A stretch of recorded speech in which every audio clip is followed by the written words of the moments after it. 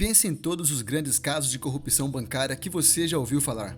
Desde o escândalo nas lojas americanas aqui no Brasil, até todos os bancos envolvidos na ganância imprudente que resultou na crise financeira de 2008, que desencadeou um desastre financeiro global. Mas raramente a justiça é feita, ninguém vai para a cadeia e ninguém no poder parece se importar. Mas e se a lei realmente funcionasse para todos? E se todos os crimes de colarinho branco fossem punidos com rigor? Esta é a história de uma mulher que recentemente foi condenada à pena de morte no Vietnã. Truong My Lan não cometeu assassinato, não traficou drogas, tampouco traiu a nação. O que ela fez, no entanto, foi cometer uma fraude tão colossal que representou cerca de 3% do PIB do Vietnã. Recentemente, um tribunal vietnamita sentenciou uma mulher à morte por fraudar um banco em bilhões de dólares. A senhora Lan, com 67 anos, foi considerada culpada de desvio de fundos, suborno a oficiais do governo e violações às regulamentações de empréstimo bancário, depois de utilizar a sua propriedade oculta no Saigon Commercial Bank para canalizar um montante bilionário em empréstimos para suas próprias empresas. Esse caso é considerado uma das maiores fraudes bancárias da história. Como por mais de uma década, essa mulher conseguiu desviar tanto dinheiro sem ser impedida? Isso é o que você confere neste vídeo.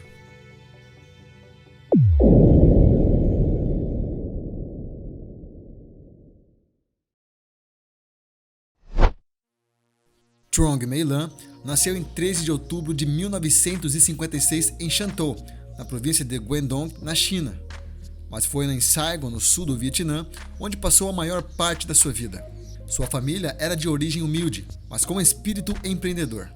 Sua história começa no famoso mercado de Ben Thanh, um centro histórico e movimentado conhecido por sua cultura intensa de barganha. Desde jovem, Lan aprendeu a negociar e a trabalhar duro. Na adolescência, ela e sua mãe iam com muita frequência no mercado de Ben Thanh, onde vendiam cosméticos. Para muitos investigadores, o começo de uma vida de um criminoso de colarinho branco pode oferecer pistas sobre as suas futuras ações. Mas no caso de Lan, nada em sua juventude indicava que se tornaria uma grande mente em arquitetura criminosa. As habilidades de negociação devem ter sido realmente notáveis, porque em meados da década de 1990, ela entrou no mercado imobiliário e fundou o grupo Tin Phat. Nesse período, o Vietnã estava passando por uma transformação. As reformas abriam as portas para que as empresas privadas e famílias competissem, mas a terra estava oficialmente sob controle do Estado, então conseguir fáceis acessos exigiria um certo charme para persuadir funcionários do Estado. Mas a ascensão de Truong My Lan foi tão dramática quanto a sua queda. Em 92, ela conheceu o investidor de Hong Kong Eric Nep. Eles se casaram, tiveram 2 filhas e construíram um império de restaurantes, hotéis e propriedades no Vietnã e em Hong Kong. Se verificarmos o perfil típico de um criminoso de colarinho branco, tudo se encaixa perfeitamente.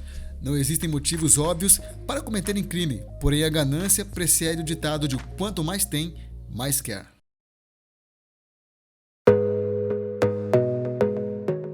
Em 2010, Lan era uma figura importante no cenário financeiro do Vietnã e sua empresa era uma das mais ricas no setor imobiliário do país. Ela era poderosa e tinha uma boa reputação na comunidade, por isso, presumivelmente devido às suas conexões, foi encarregada de organizar a fusão de 3 bancos em ruínas na Saigon Commercial Bank. O plano foi aprovado pelo Banco Central do Vietnã. A partir de 2012, ela começou a desviar fundos, concedendo empréstimos a si mesma e a seus amigos, pagando subornos a oficiais do governo para mantê-los calados. E aí vai a primeira pergunta: não deveriam existir leis para impedir essa corrupção? Bem, até havia. A legislação vietnamita limita claramente a posse individual por pessoa em um banco a 5%, mas de alguma forma, ao longo dos anos, ela acabou possuindo 90% do banco. Mas como isso foi possível? Já vou explicar, mas antes, deixa o like no vídeo e se inscreva no canal para me ajudar a crescer aqui na plataforma. O primeiro passo no esquema de fraude bancária milionária foi a criação de milhares de empresas de fachada. Ela colocou a propriedade dessas empresas e as ações do banco em nomes de outras pessoas. Então, a um olhar superficial de fora, parecia um grupo saudável e diversificado de líderes e CEOs controlando as subsidiárias e parceiros do banco.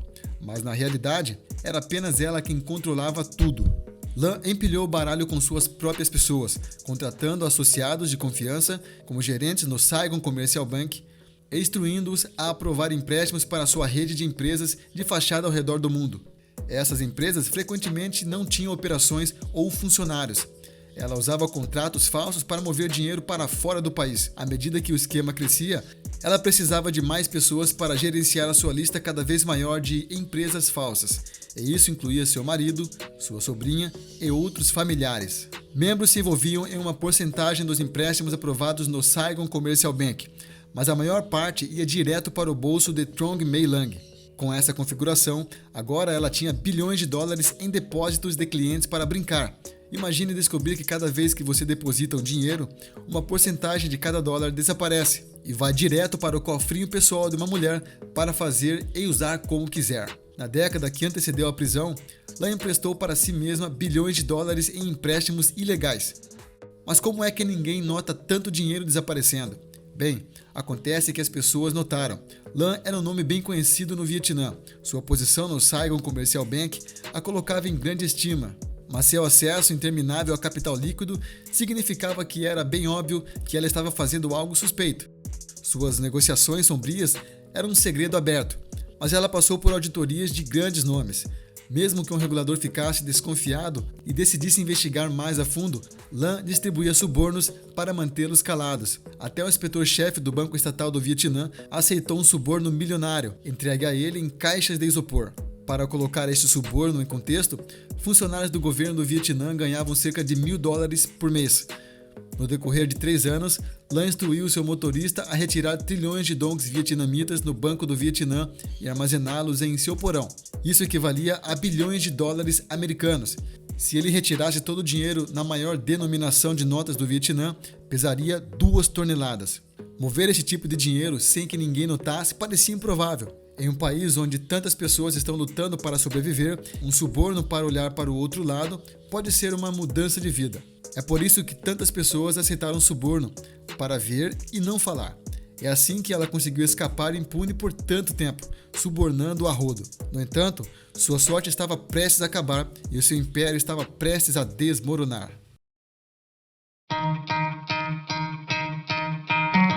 As autoridades vietnamitas estavam adotando uma política contra a corrupção. A questão sobre o Vietnã é que em um estado de partido único, nem sempre há um incentivo ou competição para manter os poderosos honestos. No entanto, desde 2013, um dos políticos mais poderosos do Vietnã, N. Phu Trong, liderava uma campanha anticorrupção chamada Fornalha Ardente. Trong percebeu que a corrupção dentro do Partido Comunista era na verdade uma ameaça ao seu poder. E para reconquistar a confiança do povo vietnamita, eles precisavam criar uma imagem de governo limpo. Durante anos, a campanha Fornalha Ardente focou na corrupção do setor público no Vietnã. Falar em combater a corrupção não era novidade, provavelmente caiu em muitos ouvidos surdos, incluindo os de Trong May Lan. Então, enquanto ela estava ocupada subornando e desviando dinheiro, o Partido Comunista, que até então focava em combater a corrupção no setor público, começou a levar a sério as investigações também no setor privado. Com a guerra comercial entre Estados Unidos e China em andamento, as empresas se esforçavam para encontrar novos locais de fabricação. O Partido Comunista sabia disso. Através da campanha Fornalha Ardente, prometeu tornar o Vietnã em um local mais limpo e seguro para fazer negócios.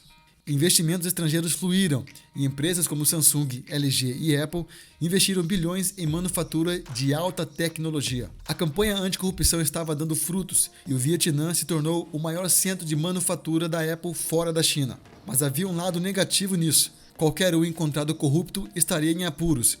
E quanto mais corrupto você fosse, mais exposto você ficava. E Trong May Lan era a maior de todas. Em outubro de 2022, Lan foi presa e menos de 2 anos depois foi condenada à morte.